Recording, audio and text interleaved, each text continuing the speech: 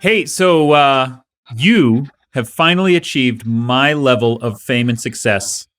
You've got a book adapted for screen. Does it count? Because it's the first book of a series that is 10 books away from the one I wrote. That's true. But you worked on it. I did work on it. Yeah. I am a consulting producer. I was actually kind of surprised. I thought I would be buried in the end credits, and I'm in the front credits. You're in the front credits. Yes. I was very pleased to see you on I'm there. the least important person in the front credits, which you can tell by my name happening. And then they go to the special people, right? Because in credits, it's like the most special people go first. But the people who are deserved go first, but can't get first in this go last. Yeah. Right? This is like when you get your Oscar winner to play Thor's dad and things like that role. So I'm right before those people. This was basically my experience with Serial Killer. And I actually like this. I think it is a valuable thing to go through because I wrote this book and then we spent years turning it into a movie. And then it was a movie. And then like at the very end of the credits, like after all of the little like union symbols scroll by or whatever those are, it says based on the novel by Dan Wells. And then it goes black, and that's the very end. So you got that credit on the movie, which is kind of prestigious. Yeah. But also it was a nice humbling thing, right? Like no one was out there shouting from the rooftops, guess what? We finally made a Dan Wells movie.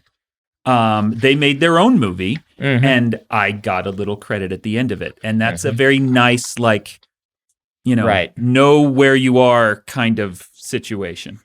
It is interesting because we had different experiences with ours because you were, I would say, much more involved than I am in the Wheel of Time. I was pretty heavily involved. My involvement in the Wheel of Time is centered around two things. First off, I read all the scripts and I give feedback directly to the showrunner, who his name is Rafe, and he is amazing. Really great writer.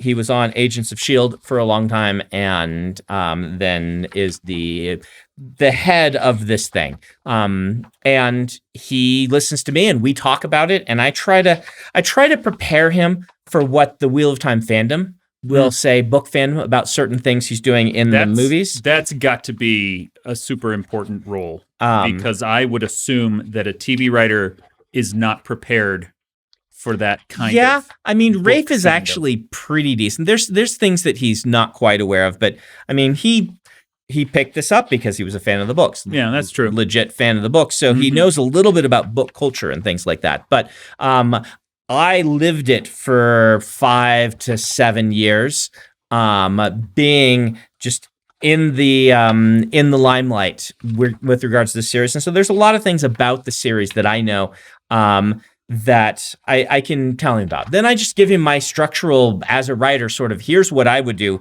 here's what I like, what I don't like, Wheel of Time notwithstanding. And so it's kind of two-prong. It's like, here's what I think is most true to Wheel of Time in places where I think you're in some dangerous areas. And here's where narratively I think the story could be better. And then the other big hat I'm wearing is they put my name in the credits. I think in the eyes of everyone above Rafe, my job is to be able to say, look, he's involved, right? Yeah. Which is a really important You're the thing. figurehead. Yeah. I mean, Harriet's the real figurehead, but Harriet is in her 80s now, and Harriet is not going to be accessible in the way that I am. Yeah. And so she's also, by the way, a consulting producer. So our names are both in the credits. And I actually went to Harriet before and said, are you okay with me being a producer on this? Because there's a boundary there that I want to be careful not to cross, because the Wheel of Time is not Brandon Sanderson's. Yeah. The Wheel of Time is Robert Jordan's. And I helped out and did a lot of helping out in the end of the series, but it's not mine. And I never want to imply that it is. But those are kind of my roles. So they did a lot of B-roll filming of me. here and in Prague when we went there, of just kind of for behind the scenes sort of making of stuff. And they asked me to publicize and things like that. But interestingly, my contract does not have non-disparagement. I am allowed to say whatever I want about the show in any way. That is interesting. I generally like to respect what people are doing, and I happen to really like what they're doing with the Wheel of Time. But I am allowed to say I hate it if I do. If you do. In fact, I warned Rafe ahead of time. I'm like, if you bring me on, this is one of the things. I will need to be able to tell it straight to the Wheel of Time fans. He said, I'm okay with that. Well, and that's, I think, also a key part of your role is kind of fan liaison in a way. They want to have somebody there who can, be a symbol, even if nothing else, a symbol to the fans that, look, we know who you are and we respect you and we're making this show for you. Right. Even while at the same time, and we should do a podcast about this at some point. The differences in scale between book industry and TV industry are such that while, yes, they are definitely tipping their hats to hardcore fans, they have to appeal to people who have never read the books before, or the show will die. Yeah, you can't survive only on a book's fandom for most shows. There are some rare exceptions. I mean, Harry Potter had enough readers that Harry Potter, the movies, could be successful with only people who have read Harry Potter. Yeah.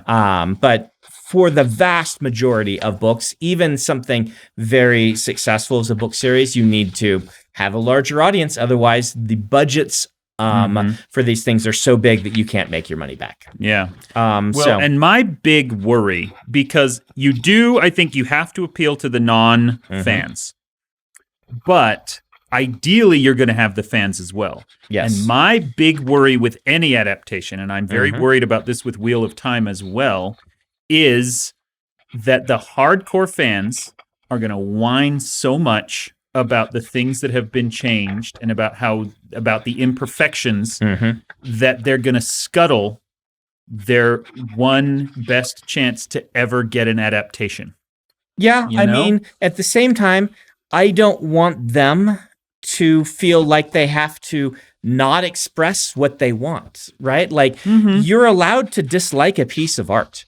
Absolutely. And the Wheel of Time and these things that get adapted are so beloved.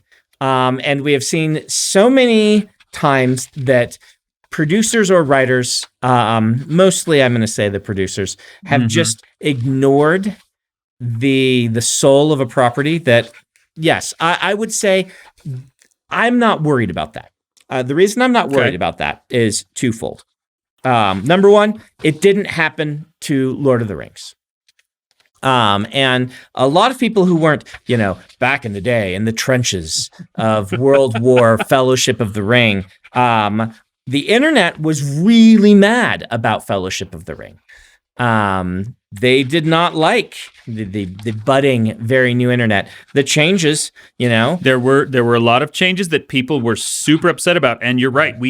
20 years ago now, we forget, like, having Arwen instead of Glorfindel pissed off the entire world. It did. Cutting out Tom Bombadil, even though it was a really, really good decision, it made everyone angry. Yeah. Even like things that are iconic now, like Viggo Mortensen as Aragorn. Some people really hated Viggo Mortensen as Aragorn.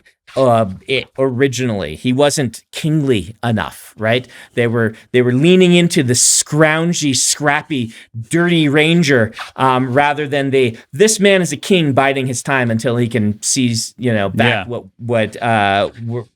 what is owed to him or whatever, and these sorts of things. Like, and you know what?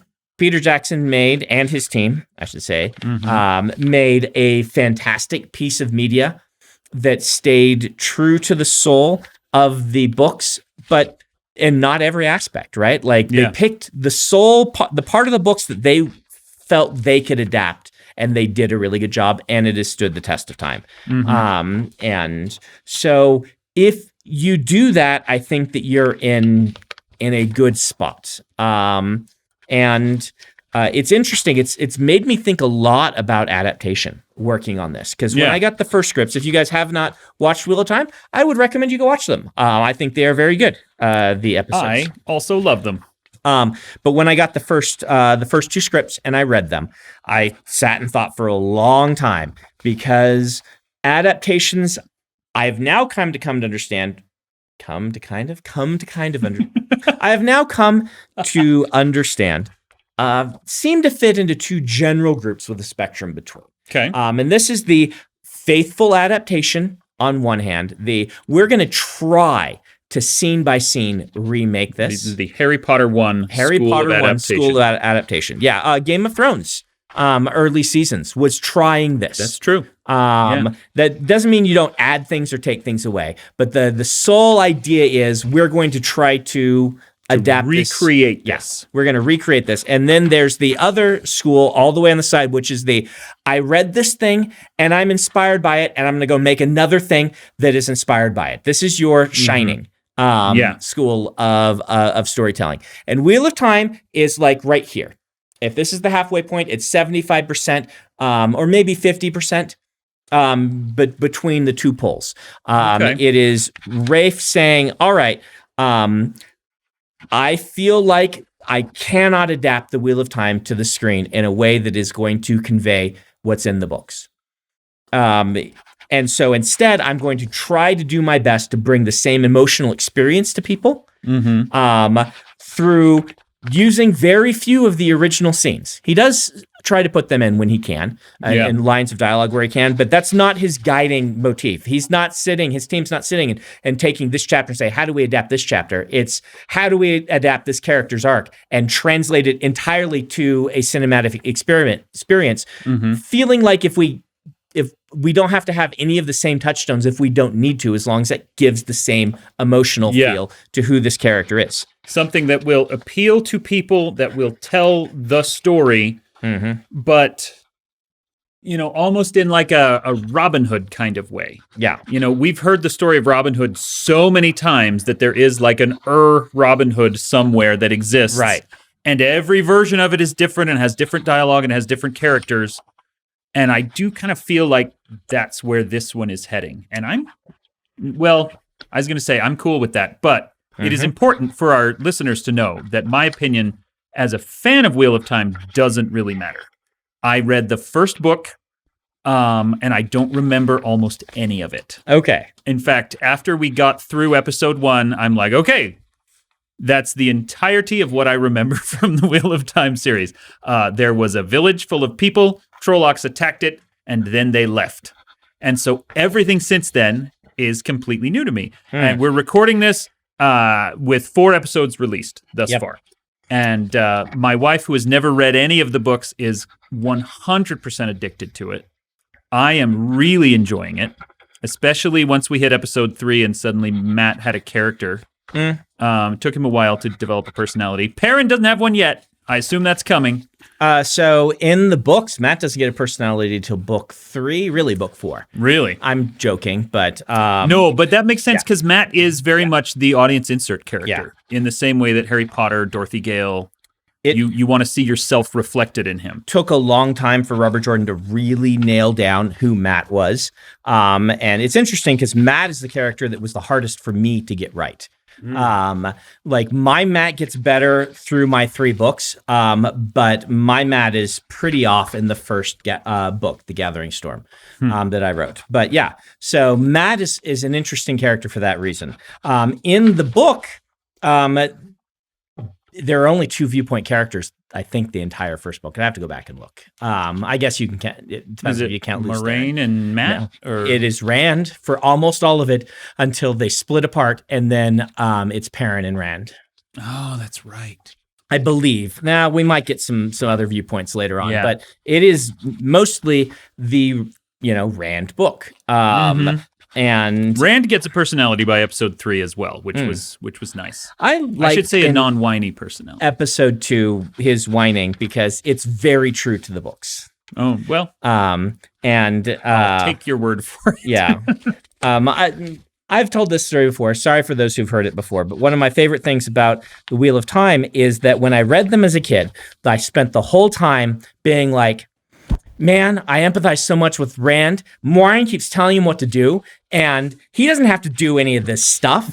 And why won't she just tell him what's going on and leave him alone? And then I read them as an adult, and I had a different experience. I'm like, you stupid kid, listen to Moiraine, okay?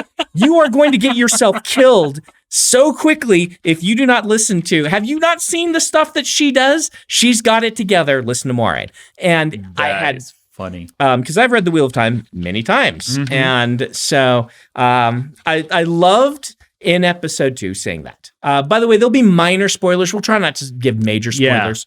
We'll do our best. Yeah, we're just going to talk about the experience of being an author in the world of Hollywood is an interesting thing because nobody knows what to do with you. No one knows what to make of you, except in my case, Rafe, who absolutely knows what he's a writer. I get along really well with all the writers. And the showrunner is often a writer. Well, and this is maybe broader than just the topic of let's talk about Wheel of Time, but and I think I mentioned Castle at some point. Yeah. People have a very weird perception of what authors are like. And Hollywood in particular has a very weird perception because what a Hollywood writer gets paid is leagues beyond what your typical novelist gets paid.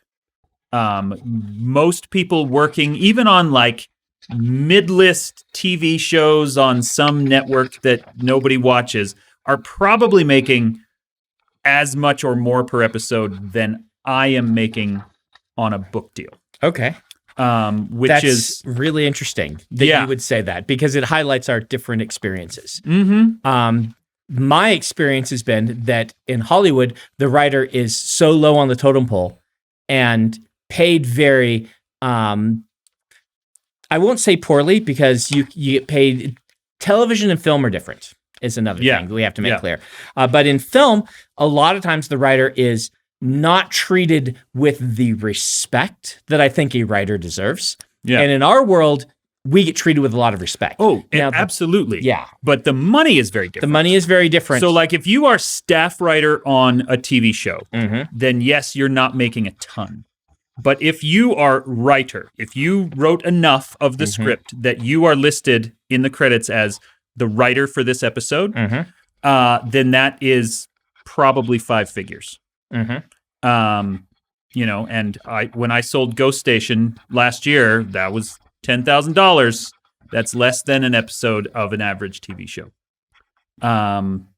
Most of my sales are a little more than that, but like Victoria Schwab, when she, and I genuinely, I don't know where her TV deal is right now, but one of her books had been, they were working on a pilot for it.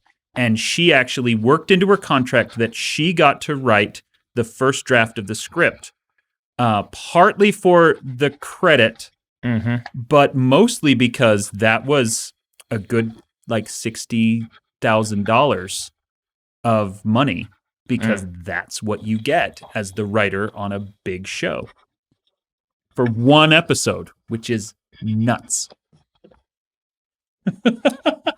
And you're just like, I get 7-figure deals for all my books. This is chump change either way. Let's just say that the Writers Guild does a good job of watching out for writers' payments in Hollywood, and I don't think it is overinflated. I bet they could be paid more. Oh, yes. Well, and I do want to make that clear. I'm not complaining that those writers get more than they should. I'm just saying that if that's what you're pulling down per episode, then when you set out to write a show like Castle or a movie about a writer, your perception of what they make is going to be very skewed. But the respect that an author gets, a novelist gets, is very different from the respect a writer gets in Hollywood. Absolutely. Which is kind of this interesting thing. And that's why they don't quite know, like me. Wheel of Time, when I went to set, everyone was wonderful. They were just delightful. Cast, crew, everyone. But I got the sense that they didn't quite know what to make of me, because not only am I a writer and a producer, I'm a producer on the show. So how do you treat a producer? Which type of producer am I? Because there are producers in Hollywood that they get their producing credit because they introduced such and such to such and such at a party and said, this deal gets made, I get a producer credit. And they said yes. And that's all they've had to do with the production ever. Right? And then there are also producers that if this person says we have to do this thing, poor Rafe is going to have to figure out how to make us do it. So let's make sure this person is happy so that they don't say do the thing, and we get them out of here quickly before they ruin things. Yeah. And then there's producer of, this person really knows their stuff. We're really glad that they're here. They might point out some stuff that is really useful to us. And then there's this producer is the CEO's daughter, and if she isn't treated well, then producer means so many different things. And they're what is Brandon? We have no idea. He's not just the producer and a writer, though. He's the other writer that got hired to write on the thing. And so what is his role? But at the same time, he is very famous in his field. Is he like an actor? The person that we have to treat like they had no idea. They just didn't know what to make of me. They never do in Hollywood. They don't, and it's very strange. Hey, so I'm curious. Yeah. I want to get back to some of the adaptation questions. Yeah, because I don't remember the books. In the series so far. Yeah, my favorite character by a mile is Nynaeve. Okay, she is so much fun to watch. She is incredibly entertaining and one of my favorites. Also, yeah. How true is she to the books? She is extraordinarily true to the books. She, I would say, is one of the characters. So here's the thing. I think all of the characters in soul and personality are very true to the books. That's the thing that Rafe has accomplished. Most of the scenes are different from the books, but they convey the same people with one major change. Their world is darker and their lives are harder. Okay. That's the biggest change. This is the influence of the grimdark movement. I wouldn't call Wheel of Time grimdark, but this is everyone's older and you can be meaner to them because of that. Yeah. So let's go ahead and say we're going to give some spoilers. We're going to delve into a little more spoiler. Definitely. Here, still, I mean, it's the early episode, so it doesn't spoil that much. But for instance, in the books, Matt Cawthon's dad is one of these delightful characters. He's kind of like Matt. He's a little bit of a wisecracker, but you see that he's the seasoned wisecracking guy who understands responsibility. And he's like, that would be one of the first people, if you could take someone on a quest, I'd pick Matt's dad. Because he would keep you entertained, but he's not going to be irresponsible. It's like you get the sense he was really irresponsible when he was younger, and now he's learned how to be a responsible individual. In the movie, he is a lecherous womanizer who beats his family. Yeah. This is one of the ones that the fans are up in arms on, and I actually warned Rafe about this. I'm like, come on. You don't have to do this to Abel Cawthon, do you? He is the delight throughout the books. He has very bit parts, but when he shows up, you have a good time. Oh, so you see him again? Oh yeah. Oh yeah. Okay. Wheel of Time is very much. There are very few characters that don't show up later on. People you meet just this is just one of the things Robert Jordan loved to do. People you hang out with for a scene come back later on. Probably not something that they're going to be able to do as much in the movie or in the television show but yeah. But even so, that does help explain, like if they're leaving that option open, that helps explain episode 1, which spent so much time on all these people in the village. And the whole time I was thinking, this is the one part of the book I remember. They're going to leave this village so soon. I don't need to know any of these people. But if they come back, maybe I do. Yeah. So not to give too many spoilers, but all those people are relevant characters. And many of them that you were talking about, that appear in my books, and I got to write them. That is bananas. So yeah. By the way, for the audience who's out there, because I know that there are hardcore Wheel of Time fans who are incensed that you are having this conversation with the absolute chucklehead here who doesn't know the series. When Brandon signed for me my copy of The Gathering Storm, he wrote, "For Dan, who will never read this book." It's a long journey. Yeah. But regardless, you're experiencing now. This is part of why we love having adaptations. Exactly. So everything's darker. Which I suspect is more so than a grimdark thing. It's a Game of Thrones TV show thing. Yeah, that's what I mean. Game of Thrones TV show is... Which is kind of a grimdark thing. Yeah. And like, you know, Egwene getting pushed off the cliff at the beginning. This is less grimdark and more, we need dynamic, interesting visual scenes to film. She's going to get pushed off a cliff into a river. I wrote it to Rafe. I'm like, why? why are we pushing women off of cliffs as part of their womanhood ceremony? Why? Because it looks good on camera. It looks good on camera, and he didn't actually say that. It's just like, well, you know, there's some things we need to adapt and things like that, and this felt like a good dramatic scene for our actors to do, and you know, but yeah, that sort of stuff, and so you know, Nynaeve, her life is a little darker, but mostly she's one of the ones in the books that it had been awful for already. And so it doesn't change. Like, you know, the big change in episode 1 is spoilers, episode 1. Spoilers for episode 1. Perrin killing his wife. Perrin does not have a wife in the books, right? At this point in the series. And so he kills his wife.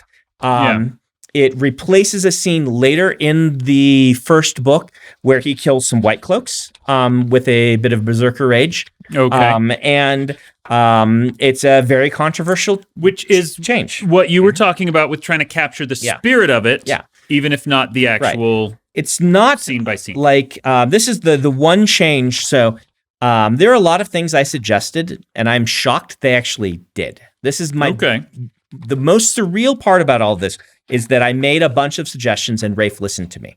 Because my experience, I don't know if your experience is in Hollywood is. My experience is I make a bunch of suggestions, they pat me on the head and ignore me, right? For the most part, that's what happened with me as well. Yeah.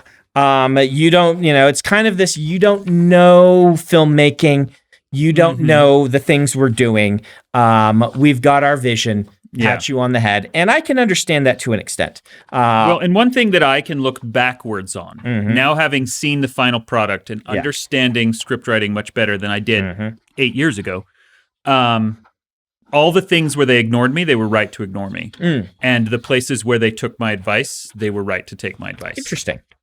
So the biggest change, other than, I guess I should get back to my story. I read the first 2 episodes and I sat there for a while and I had to shift my view from this is going to be a 1-to-1 adaptation to this is more like The Shining. I don't go that far. I think it is more like the Lord of the Rings adaptations. I think Peter Jackson maybe was a smidge on this side more. I'm gesturing toward the side of the straight up adaptation versus the soul of it, but he's in the middle. He's like right down the center.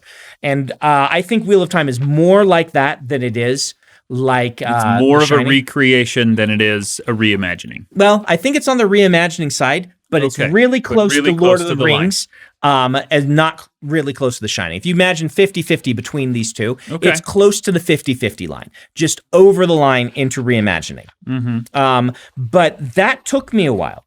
And I sat there with those scripts for a while and chatted with Rafe and eventually decided, you know what? I'm cool with this, right? Like, this is some of my favorite adaptations did this. I just have to shift my brain.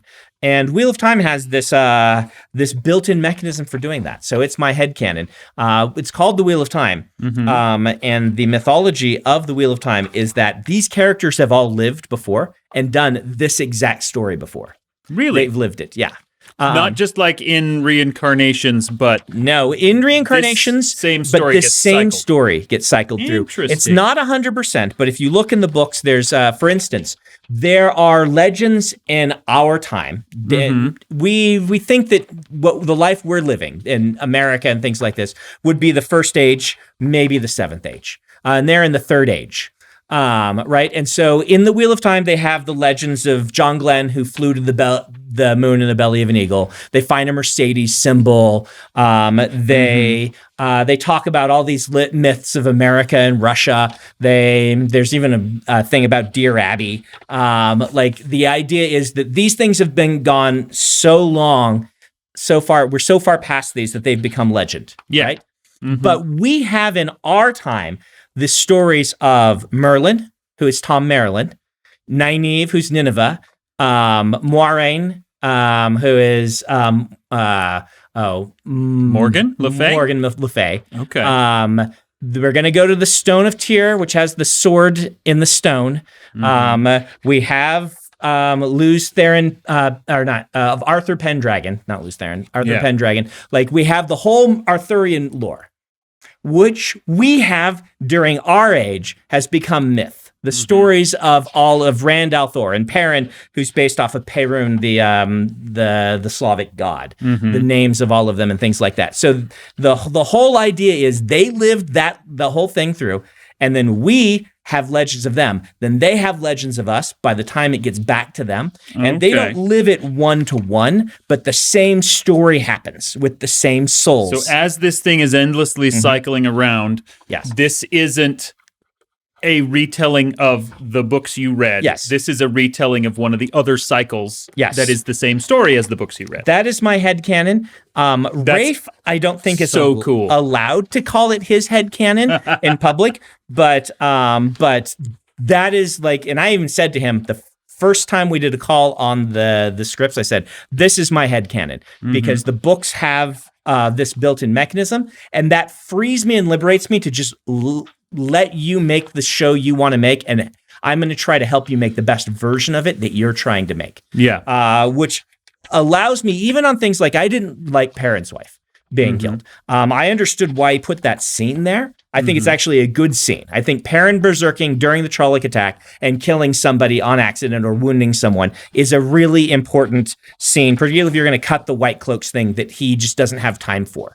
Yeah. It really establishes him straight out the gate, establishes his main conflict. Perrin's main conflict is creator-destroyer through the books. And it's just, he's got this thing inside of him. And he's scared to let it out. And I thought it was good, but I recommended don't make it a wife. Because the trauma of killing someone that close to you is going to make it hard for me to, accept that he can even function going forward. And I just recommended it be his master blacksmith and that he wound them. Because once you've killed someone, then there's a line you've already crossed that a lot of through the books, Perrin's story is, will he cross this line or not? But he does kill those White Cloaks in the first book with the Berserker Rage and things like that. So, but it lets me even accept this is the most controversial change to me. And I'm totally cool with it. I wouldn't have done it, but I can be like, you know what? In this version of the Turning of the Wheel, this is just what happened to poor Perrin. He's got a much rougher time of it. He's just got to deal with it. He's just got to deal with it. And I really liked how they filmed that scene. So. Yeah, the scene was cool. I did say earlier, 4 episodes in, Perrin doesn't really have a character yet for me. His personality is mostly just, I'm so sad that I killed that girl I liked. So Perrin's really hard because in the books, Perrin's whole thing is, I am a big, strong dude. If I'm not really careful, I will hurt somebody. And so I have learned my entire life to think things through, and I generally just don't say my mind. So he is the big, strong, silent guy, but you're in his perspective for a good chunk of the books, and so you see it. He even learns, I won't say what they're going to do with this in the show, but he gets the power to smell people's emotions. Ooh, in the books. that's cool. Which is all internal. And so he can read people's emotions and tell you what people are thinking. It's really convenient for Perrin to be in his viewpoint when you're writing him to be like, oh yeah, he could tell this person was simmering angry even though they weren't showing it. It's really dynamic for writing a novel. Mm-hmm. In a visual medium, him being able to smell people's emotions doesn't help you tell his story at all. Yeah, well, especially if he is so closed off. Yes. If he's not the kind who's going to immediately capitalize on that information, then there's nothing to show. Yeah. And I mean, Perrin, I do want to say he does talk in the books. People are going to be in the things like he doesn't stay quiet all the time. I mean, but he is the quiet, silent type. Yeah. And characterizing that, he needs people to play off of to make him really work. And in the books, Egwene Perrin is the way that happens. She pulls him out of his shell as they are isolated together from the rest of the group. And they meet with the Tuatha On and things like that. Like, this is where Perrin starts to actually blossom. Before that, he was just the big quiet guy who followed everyone around. Yeah.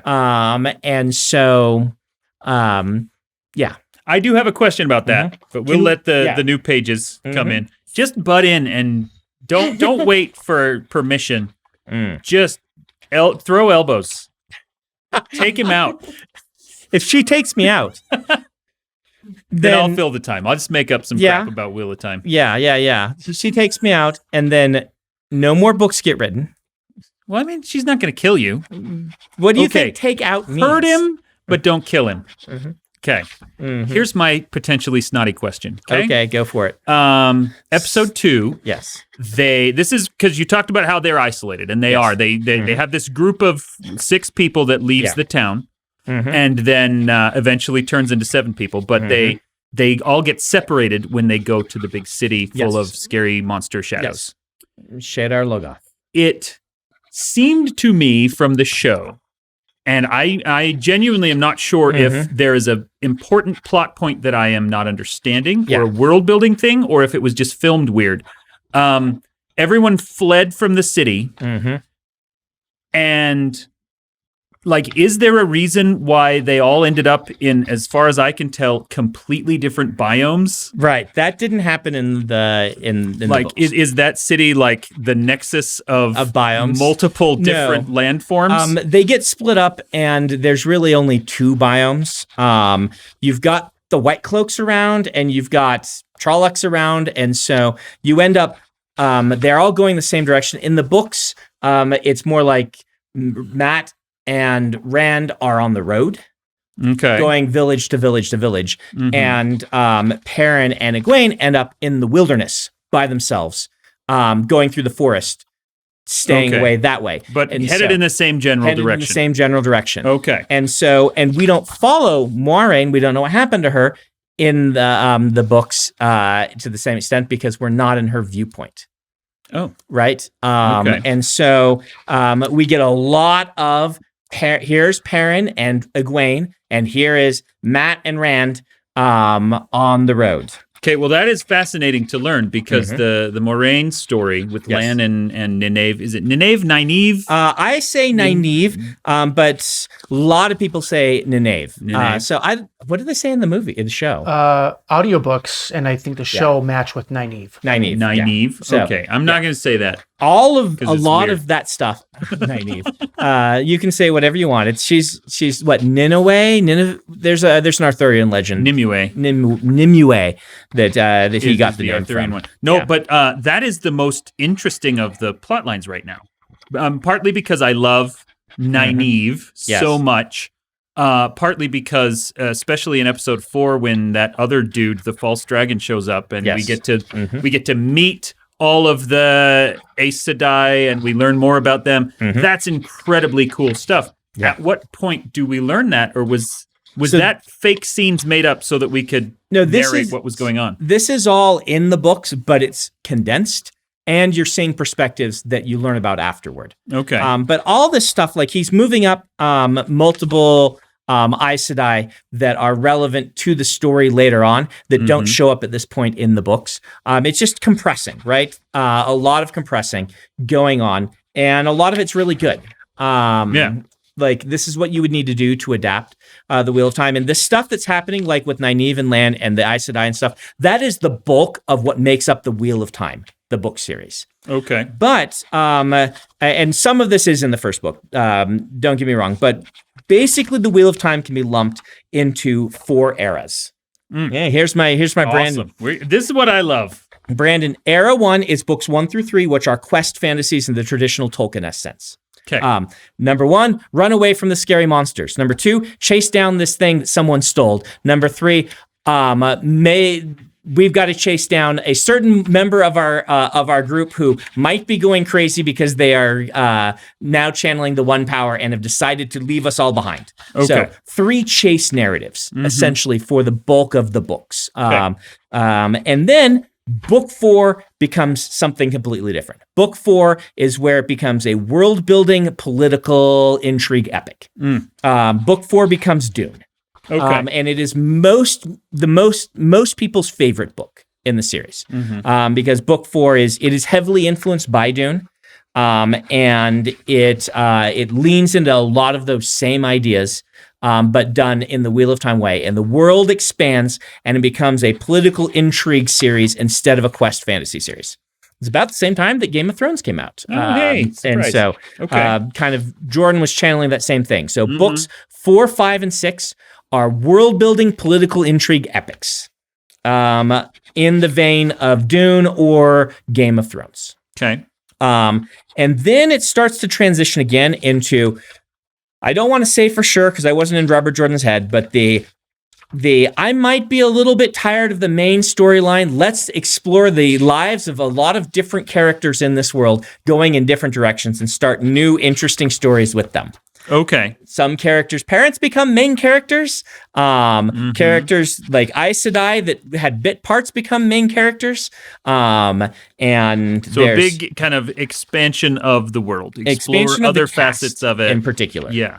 Very big expansion of the cast, which culminates in the 10th book, which a lot of those work really well. The 10th one is the least popular in the whole series. Okay. 10th book is generally people's least favorite because it is a parallel novel where the cast got too big, and so he had to split 2 books in half and show all the everyone's favorite characters in book 9, and then book 10 is the same time period with a whole bunch more characters. Okay.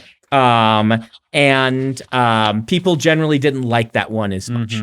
Book 11 starts the wrap up. That was his last one, and that's the last era of the Wheel of Time books, which is we're going to kind of go back to books 4 through 6 and refocus on the main characters and the world building epic and the kind of plot line of the main characters. And my 3 are in that realm. You did what? 12, 13, 14? Yeah. Okay. And so basically what Rafe is doing here is he's saying, okay, the bulk of the time of the Wheel of Time and a lot of people's favorite parts take place in this world building political intrigue era. That's what the Wheel of Time really is at its soul. So I'm going to accelerate some of those plots and put them in season 1 and expand some of the things that were going on behind the scenes that we know happened. We're going to show them on screen, and we're going to kind of compress a lot of that to give you that same feel so that it has a smoother transition away from quest epic or quest fantasy into political intrigue epic. Yeah, which seems like a very good decision. It was a great decision. Yeah. That's like most of his decisions I wholeheartedly support. Once I got into my head, this isn't going to be a scene by scene, then this in particular, I'm like, this is great. Like my favorite episodes of the whole season are 4, 5, and 6, I think. 6 being my favorite. Okay. 4 was awesome. Yeah. So, and they lean into these ideas quite a bit, and his cast is really good, and Moiraine and Lan in particular are really good. Yeah. And so giving more screen time to Moiraine is not something I'll ever complain about. Yeah. I really like Moiraine. In fact, there's a character later in the series who ends up getting doing a lot of the same stuff Moiraine would do, and I still to this day she's my least favorite character because I'm like, you're not my real mom. I only want to read about Moiraine. You are just a fake version of Moiraine. Go away. Well, and getting Rosamund Pike for the show was huge because she is killing it. She is great. She is doing an absolutely wonderful job of being, the Gandalf. But I like the whole cast. The whole cast is very good. Egwene is great. And Dawn and I watched it, and we were just killing ourselves trying to figure out where we knew her from. She's the weird friend from the live-action Dora the Explorer. Have you seen the live-action Dora the Explorer? I have not. It is so good. Like, and I know that look. Wait. 'Cause that's the look that everybody has. It is incredibly funny. I love the live-action Dora the Explorer. And What kind of funny? Egwene is in it. What kind of funny? Like you're actually laughing with the movie about the jokes that they wanted to make. Okay. Because the basic premise of it is that Dora has grown up in the jungle talking to animals, and then she gets sent to Los Angeles for a real education in high school. And so first of all, they've aged her up a little bit. She's like in 15 or 16 instead of a little kid. And she has no concept of how the real world functions, and she still acts as if she's in a cartoon. Okay. And it is so funny. I love it. Anyway, Egwene's in that. You'll have to get us to watch that sometime in the will. theater. Yeah. The other character that I loved is the Red Aes Sedai. Okay, Whose name I don't remember. Leandrin. Leandrin. And her I did recognize because she's Lady Macbeth in the Patrick Stewart Macbeth. Oh, okay. Which my daughter and I actually just watched a couple weeks ago. And so we recognized her instantly. She's so good at being likable and evil at the same time. The biggest disparity between a character from the books, how much I like them, and the character in the show and in the scripts you haven't gotten to, that I like, the biggest disparity is Leandrin. Really? Their Leandrin is so good. And she's fine in the books, don't get me wrong. But she's definitely not a big factor in these early books. I mean, she does appear in book 1, technically, and she does some stuff, but you don't really start paying a lot of attention to Leandrin until later on. And the way she is written, she's great. I really like their Leandrin. Yeah, she's doing. Who's the green Aes Sedai? Alana. It's probably Alana. Is it not Alana? I can't remember which one they slot into that role. I don't remember. It's not Alana. I don't then? remember. Okay. I can't recall most of their names. Oh, it's not. It can't be Alana. No, because I know what they're doing later on. Who is it? Yeah. Anyway, she.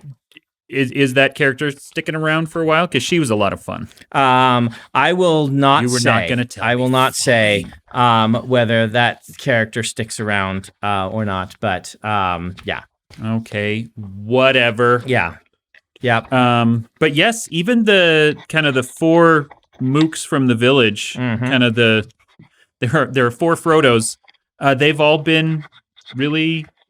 Like I said, once they get into their roles, I'm still waiting for Perrin to wake up, but they're all interesting and they're fun to watch. So book 2 is really the Perrin book. I mean, there's multiple Perrin books, but book 2 is where you're like, oh, wow, Perrin's really interesting. There's some in book 1, but it's book 2 where that really happens. So and then book 4 for Matt. This might be a question that you cannot or do not want to answer. Do you know what their plan is? Are they doing like 1 book per season? I think modified with some of this extra stuff we're talking about? I'm not sure what I'm allowed to say here, but I think it would be unreasonable to expect 14 seasons out of a television show. Agreed. And so I think it would be unwise to plan for 14 seasons. And to instead plan on condensing material to combine books into seasons. Very good. Very diplomatically said. I think that would be a very wise decision. And indeed, most conversations I've been in, long before Rafe was involved, that was one of the things everyone talked about. Is this probably can't be 14 movies or 14 seasons.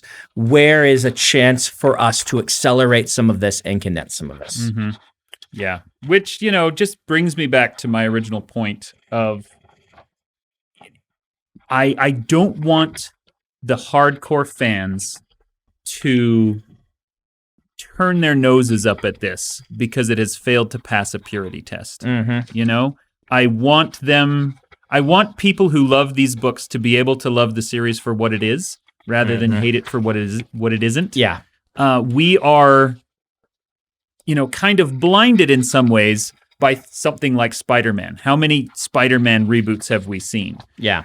But most things never get that chance. Game of Thrones likely will never get another series or movies or Right. anything. I mean, they'll get a prequel or something like that. And they're already working on a prequel, but the books, we're never going to get a different adaptation of those books.